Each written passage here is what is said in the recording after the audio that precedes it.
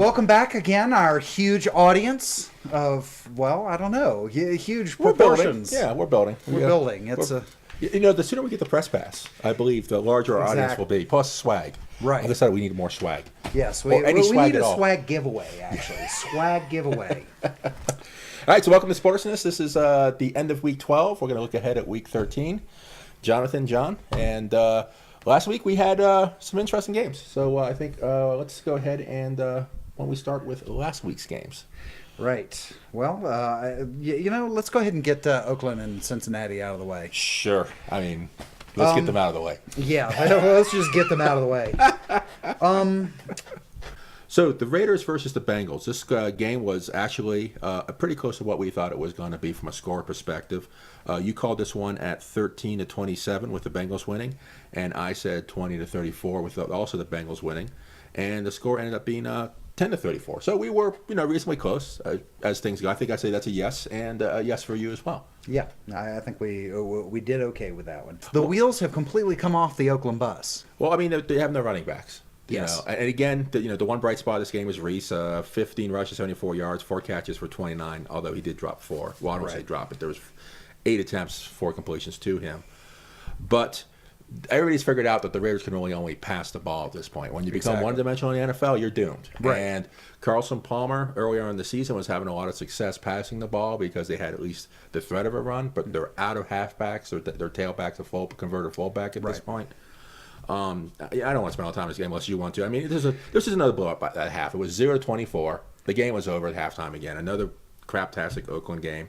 They still can't stop the run against anybody. It doesn't matter what the team is. There was one bright spot. They only had 3 penalties. You know what? Actually, that's funny. With my thing, I have the result, the score, and I try to say something good and bad about the AFC West team. I mean, here's what I got for the good thing. I already talked about Reese. Right. Unfortunately, now he's hurt. Yes. So, and he's probable, or for the next week, but who knows?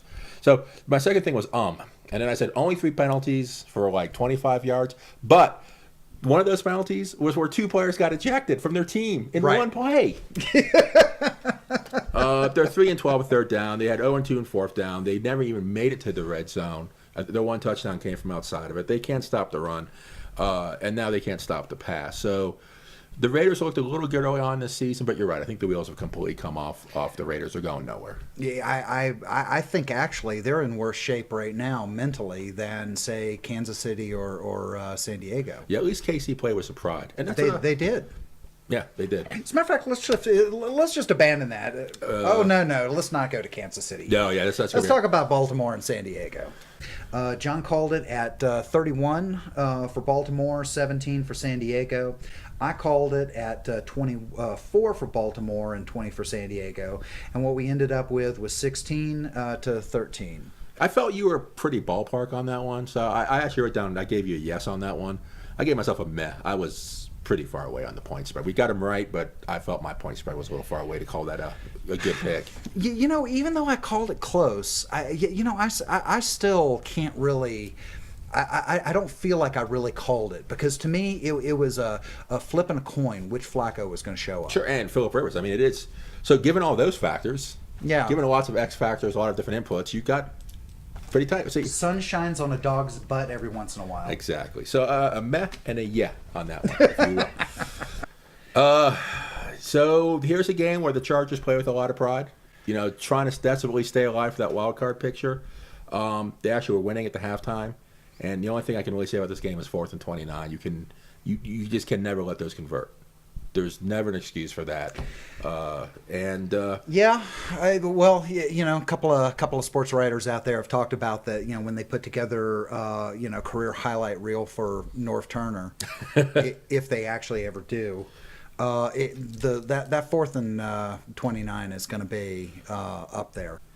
The bright spot, one bright spot for San Diego was that Rivers didn't throw an interception. I thought for sure. In fact, one of the reasons why I don't think that I picked this game terribly well is because I guaranteed that there was going to be a pick six off of Rivers. Didn't happen. I have to say though, I mean, there's some real questions raised by Baltimore's performance against San Diego. I think they should have really dominated, and they didn't. And I don't. My big note here is that there are a lot of folks out there in the world that think that, Flacco should get some credit for being a patient quarterback because, he's known for kind of the long pass, right? Right. The thing about it is that I can't really. Is it patience? Is it stupidity, or is it a lack of talent? I mean, if that's the only thing he can do, and that's part, and whatever success that San Diego was having in defending against Flacco's long passes, I mean, is that patience? Does that really count as patience? I don't really think so. So I think one of the things that happens when you have an erratic quarterback, somebody who plays pretty streaky, is you get this situation where if the coaches can dial him back, you get an overly cautious quarterback sometimes. Right. I agree that this was another good Rivers game. This is the second or third game in a row where Rivers has actually played pretty well. I mean, given what he's got, an offensive line that anybody can run through. I think he got sacked like 4 or 5 times, 6 times. This is another weird game. It's hard to tell what the Ravens are up to week. So I really thought that they would have stomped the Chargers out. I think a couple of things that come out of this game is Turner's definitely toast at this point. There's just, I don't know how. I mean, I think he survives the season, but I don't think he comes back next year. I don't think this is a hard game for them to win, but that and if they had just lost it without the 4th and 29, if it had just been like it'd gone down and it'd been a 3rd and short, and they could, in other words, a play nobody really remembered after the game, then I don't think this would be coming up. But I think this is one of these things. It's just another arrow in his back. Mm-hmm. And I agree, but the other side of it too is that you can't just throw Norv Turner under the bus. I mean, I really think that the ownership of that team needs to be thinking about something beyond Phillip Rivers. He is not the quarterback of their future. Well, they've definitely got to move to the rebuilding phase. They're an older team, so they've definitely they've got to start thinking in this year's draft, next year's draft, and in the next couple of years about picking up his replacement, if nothing else, regardless of what you think about him. He's getting older. So it's a little bit of a side note here on this game, but I think that if San Diego wants to do anything, they're going to have to make some major changes. As a matter of fact, the other 3 teams in our division, they're all in that same mode. The entire division, except for us, except the Broncos, are in rebuilding mode right now. Sure, absolutely. Denver Broncos at the Kansas City Chiefs. So we called this one pretty far apart. I called this one at you called this one at 38-10. Yeah. And with the Broncos winning, I called this one at 41-13. Right. The final was 17-9. I mean, that's 26 combined points. It's we couldn't have been more wrong while still getting the right outcome. Yeah, if we're picking the winners, we pick the winner. So this is definitely a meh and a meh. Yeah. We're not proud of it, but we definitely got at least the winners right. So yeah. And so far, I think in all the picks we've done, I've only gotten one wrong so far, and you've been completely on target as far as the winner and loser. So that's not too bad. Yeah, not bad. This game actually didn't go at all like we thought about. Absolutely not. not. I prophesied this last week that the Chiefs would just completely fall apart off the field before they even got on the field. That clearly did not happen. No, they it showed up didn't. to play. They played with pride. And I know we thought the Broncos would show up and just stomp them into the ground. Right. And and everything that I don't want to say everything we thought. We knew Jamal Charles was going to run for some good yardage. Yes. So yeah, I mean, even though we picked the win, I don't really consider this to be an accurate read by us at all. But then again, that's the X factor. This is the any given Sunday factor. Sure. Bottom line is, you know what? I say hats off, Kansas City, hats off to a really good game. I want to give you guys props for playing your bleeping hearts out. Okay? They played a hell of a game. They really did. They really did. I mean, you know what? The Kansas City secondary was like glue, like flypaper on Demaryius Thomas and Eric Decker. Sure. I mean, and in terms of shutting down those wide receivers, one of my great disappointments in that game was the way that Denver did not adjust quickly enough in terms of involving more tight end plays because the wide receivers weren't working. I don't understand why the Denver was so slow to evolve their offense to other pass methods. So, what do you think about that? I thought that Kansas City showed up to play hard. And Kansas has not been losing games for the most part because of their defense. Their defense has actually played pretty well this year, Right. for the most part. It's their offense that hasn't been doing very well. But yanking of quarterbacks, various quarterbacks being concussed at one point or another, or sometimes Right. both at the same times. Once again, I thought the Broncos showed up with the wrong game plan on defense. What can Kansas do? Well, the only thing they can do is run the ball. Okay, let's just put nickel and dime packages on the field for the first half. Yeah, that was bizarre. I couldn't believe the number of times I was seeing. Understand. And then finally, towards the end of the game, they started, loading up the box a bit, shutting down the edges Right. better. But Even the announcers at the end were saying, well, it's pretty obvious if Jamal Charles is on the field, he's going to get the ball. It's like, yes, but that was true from the first play. right. I don't understand. Again, it's the case where they treated Brady Quinn and the second and the receiving core of the Kansas City Chiefs like they were a legitimate threat, and they clearly have not been this season. Right. I think you start off stopping the run, and if they pass successfully, then you have to come out of it. But that didn't happen. No. And quite frankly, KC lost this game because of the stupidity of their coaches again. Because you know what happened? Every third down play, this is something actually I dug up out of ESPN as well. They had 14 third down plays. Guess how many plays Jamal Charles had the ball? None. They didn't use him once on third down. Are you serious? Yeah. 14 tries on third down. Outrage. Yes. That's ridiculous. Well, that one time they got into the red zone, it was a third and short. It's somewhere about the middle-ish part of the game, maybe the start of the third. And it was a 3rd and 1, and they run that stupid trick play where they hand the ball off to the quarterback or the tailback, and the tailback tries to throw it to the quarterback on 3rd and 1. Right. After they had just marched it down the field. Right. What this game legitimately should have been 30-14 Chiefs. I just don't understand coaches sometimes. Well, the other side of it is too. That changes a lot of things in my mind. I was largely chalking up their lack of success to really some mind-numbingly stupid penalties on Kansas City's part. They got a ton. Like in the third quarter, there was that one bit of play there, that stretch where it seemed like for 5-10 minutes they were just, they might as well have popcorn and barca loungers out in the middle of the field. You could have watched another football game inside of the football game while they were that's like 5 penalties in a row. Yeah, that was just a weird. But the thing about it is, at that point, Kansas City was marching down the field, and they were having some success. If they had put one more touchdown on the board, it would have been a different game. Absolutely. And so, again, I've got to say, Kansas City, you guys played your hearts out, but you shot yourself in the foot too. You took your shoe off. Excuse me. It'd be nice if I could speak. And you use a scope, and you're shooting at your foot, and you're missing. But I'm not going to blame the players on this one. This is completely coaching. So you take you got a guy who ends up with 23 rushes for 107 yards, and every time you get in a third down play, you're like, well, who do we go to? Oh, let's just pick some random person. Right. Yeah, and so it ends up happening. You end up converting 3 of 14, kills your drives. You stack on penalties on top of that, and that's Kansas City in a nutshell. Right. How do you fix that? You got to start firing coaches. Well, yeah, I think Romeo Cornell is out. He's got to be. He's sure. No, good. Well, I was just going to say though, for me, of course, being a Broncos fan, this game raised a lot of questions.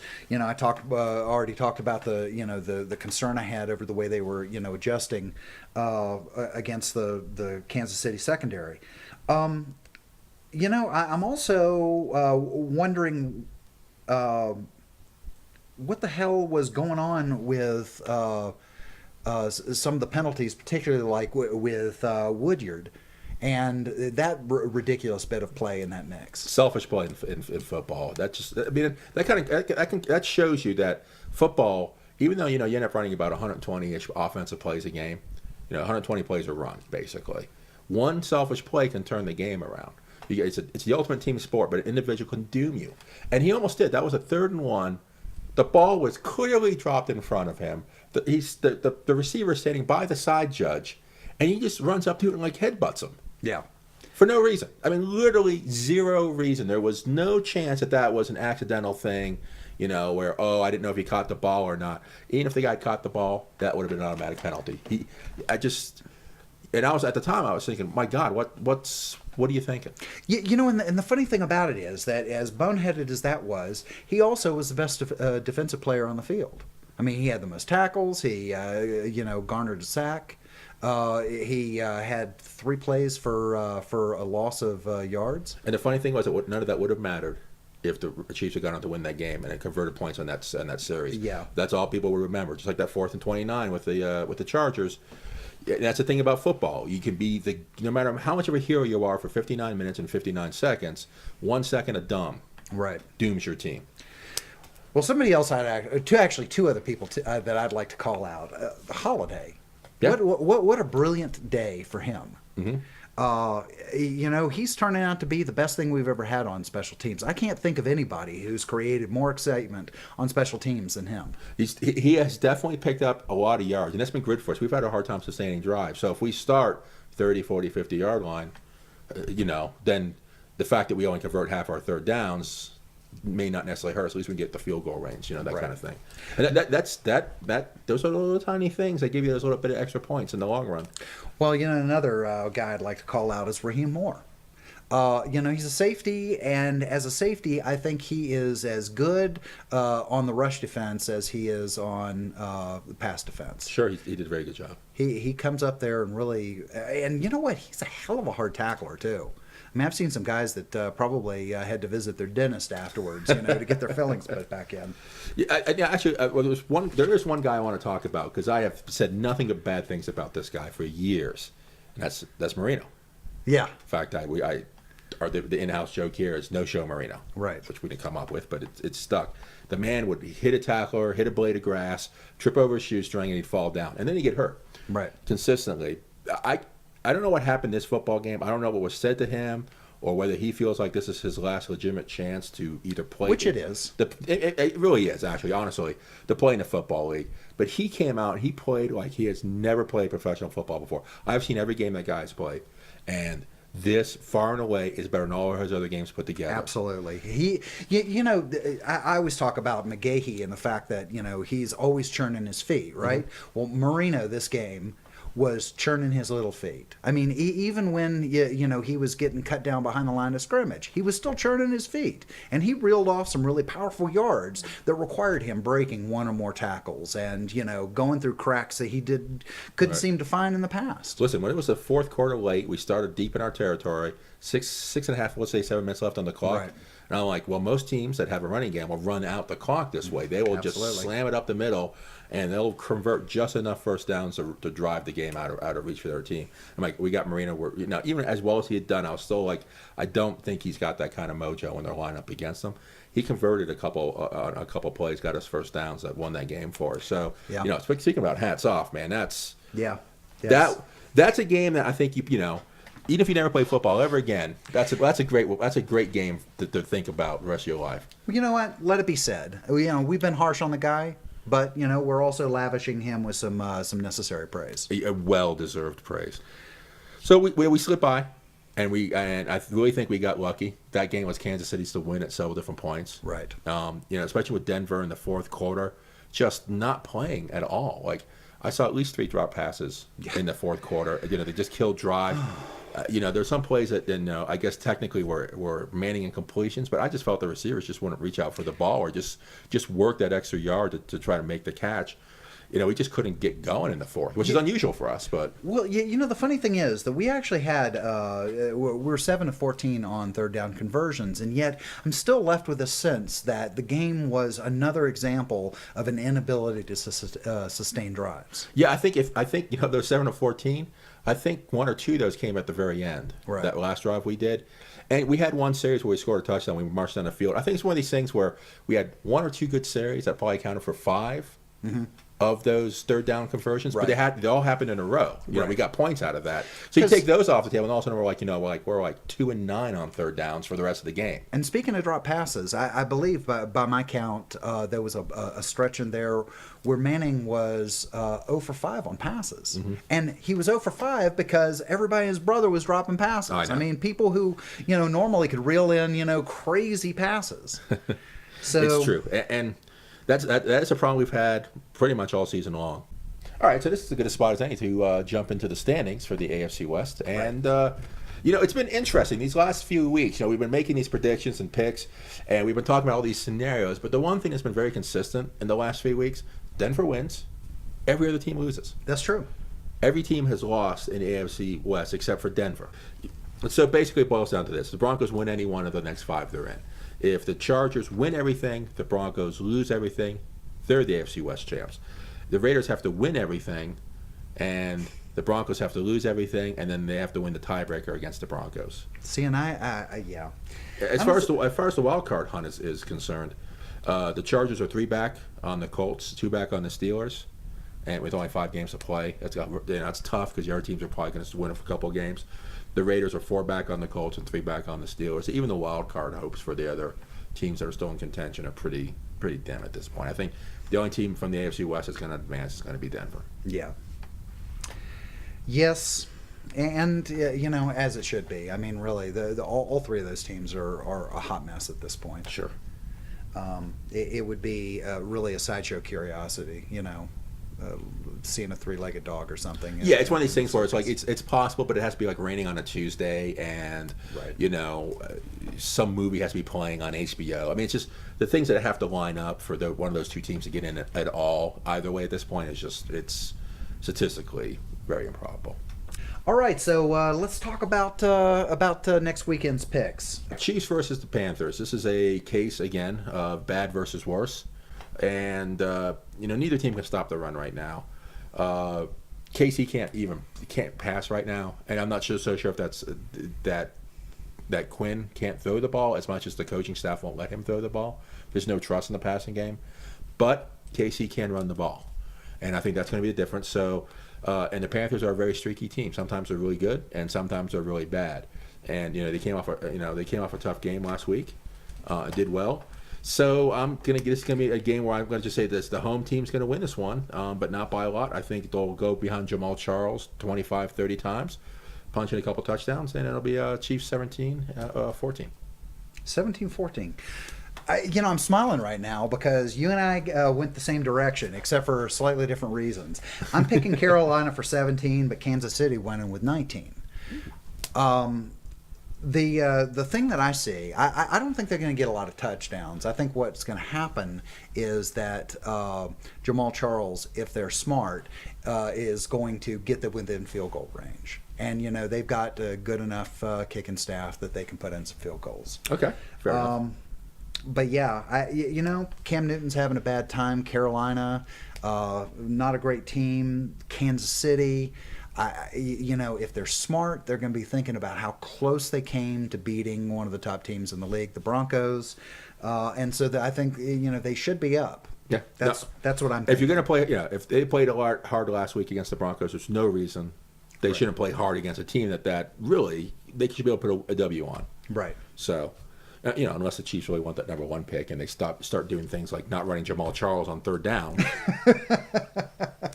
Boy, it is funny, actually, the race for the bottom. For the top pick in the draft. Sure.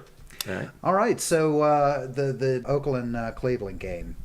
I'm going to pick that game at 23 Oakland, 27 Cleveland. I think that's going to be a tight game. Now, you know what? This is going to be like Timmy and Jimmy having a crip fight in the parking lot as far as I'm concerned. Because basically these 2 teams have just horrendous defenses. I mean, they're in the lower tier of every defensive category. So whatever it is that Carson Palmer and whoever Cleveland's quarterback is, who I can't even think of, which is kind of the point, they'll produce something. They'll produce some points. The thing about for me with Oakland, though, is I think they're going to lose because Oakland has been a one-dimensional team all season, but Palmer is not even doing well now. I mean, with that quarterback rating that low, I don't think the team believes in him at all at this point. I don't think the offensive line is even working for him. So I really see them maybe cobbling together some loose points and that being about it. Okay. It's to me this is bad versus worse. These are 2 bottom tier teams, aren't going anywhere this year. The Raiders' defense is awful. Luckily for them this week, the Browns' offense is statistically the worst in the league. So it's bad versus worse as far as the matchup. And you flip it around the other side, it's not quite as drastic as far as the difference between the 2, but it's still pretty bad. Right. So Palmer can pass. They're at home. So I'm actually going to give the Raiders the edge on this one, 23-16. With bad teams, sometimes being at home helps. But otherwise, Well, I think a lot of it's going to depend on which team hasn't given up on their entire season. True. And the only reason why I think right now that things are so bad for Oakland that they're on the verge of giving up. Sure. This is definitely a pride game. Yeah. So the team that shows up with any pride at all. Yeah. What do you do with a 3-8 record? Yeah. I mean, really. Yeah. You're just trying to play the string out basically at this point and move into next year. So what do you think about the San Diego game? So Chargers versus the Bengals. So could be an interesting game. The Bengals are pretty hot. They played us tough, and they've been playing hard ever since. So, and they've been good on defense. Statistically, they're good on defense. And plus, just watching them, they're making a lot of plays. They hustle to the ball. On the flip side, San Diego hasn't been very bad in the last couple of weeks, but they haven't been terribly good either. Right. They've still been losing games. So again, I think from the Chargers' perspective, this is another pride game. I guess again the X factor is how long can Phillip Rivers be good? How long can he play before he starts getting frustrated again and starts throwing easy picks and making bad selfish decisions? And San Diego doesn't have an offensive line anymore. They've got 2 cheerleaders starting on the left side at this point. I mean, he gets sacked all the time. They can't run the ball because they don't have an offensive line. So I'm saying the Bengals are going to win this one 34-13, and Rivers will throw 2 picks. 2 selfish picks. Wow. 2 selfish picks. Okay, so we got to hold him to that. Not just picks, but selfish picks. All right. That's funny. You know what? I'm going to take up Cincinnati at 31 and San Diego at 17. I think that Cincinnati's D is just good enough to really put some pressure on Phillip Rivers. I believe in Dalton, though, more than anything. Okay. I think Dalton has the ability to exploit. You like that kid. He I does do. pretty good. Yeah. This is an opportunity for him, I think. Absolutely. Sure. I mean, Ginger Power. Let's hear it for Ginger Power. All right. Last game to pick is going to be that Denver and against Tampa game. Yep. I am going to pick Denver for 34 points. I think that after being out in the wilderness with the offense, I think things are going to come back together. I'm hoping so. Okay. Let's put it that way. I think it's time, actually, for the Broncos to... but because you know what, actually, in the press, you can hear some of players. Like, there's some quotes from, like, Decker and Tammy and others who are saying, things are not firing. Yeah, we won. We escaped from Kansas City. But, there are questions now that are being raised. You also have the, Denver Post folks talking about how, they've got to get the offensive line running a little bit better. And, but... I think it's time for some things to start integrating because you know what? Now is the time for them to really be focusing on the playoffs. And so I'm hoping they put together 34. I know that they're capable of it. Tampa, on the other hand, Tampa's coming from being in that big swampy, soupy mix of the NFC playoff picture. And while their position is kind of weak right now, there's still a chance if they can continue to compile some wins to get in there. So I think there's a good chance that they could be playing their hearts out. I see 23 points for them. They played tough against Atlanta last week. I mean, that was a nail biter. 24-23. Yeah, I mean, who knew? So, but I think that in the end, Marino's probably going to have a bad day because Tampa's got a good rush defense, but Manning's going to have a really good day because they're the worst pass defense, and Sure. I think that's the story. Okay, so we actually got pretty close to the same scores. So the Denver defense is playing really solid right now. Mm-hmm. They're in the upper third, both run and pass right now. That's awesome. Like, the Bucs are doing pretty good right now. They're making that late season run right now. They're in the hunt. It's possible for them to get in. Right. They're definitely playing with a lot of pride. But the Bucs defense is completely dysfunctional. They are worse in the league against the pass, but best against the run. Yeah, how does that happen? I don't know. Maybe just put 11 guys in the box every play. Never worry about the pass. Among all the things that I wish we had, I wish we actually had access to the statistical databases to go see when was the last time it happened that you had a defense Right. that was worst and best like that. Exactly. Sorry to interrupt you. No. And that plays right into Denver's strengths because guess what? We're not very good at running the ball, but we're great at passing the ball. Right. Are we first with passing right now, or sixth with passing? So here's a case where two teams that are pretty tough to play, but have different strengths, and and they line up perfectly for the Broncos. So I also think that, but the Bucs have traditionally this season put up a lot of points. Yeah. They can score. So I call this one Denver 34 and the Buccaneers at 23. So within a point of where you were. So. And folks, we do this without consulting one another, just to keep it honest, you know? Yeah, well, we actually have picked this week the Raiders game where we actually picked the opposite each other. So that's going to be an interesting one. Yeah. So. The story for this week is pretty straightforward. We talked about it last week. It's the playoff picture. Yes. And we'll actually do it in its own little special show. All right, so I think that about does it for this week. We'll have the playoff pictures up as well. So that's it for Sportishness. Jonathan, John? All right. Have a good week, guys. Enjoy good football.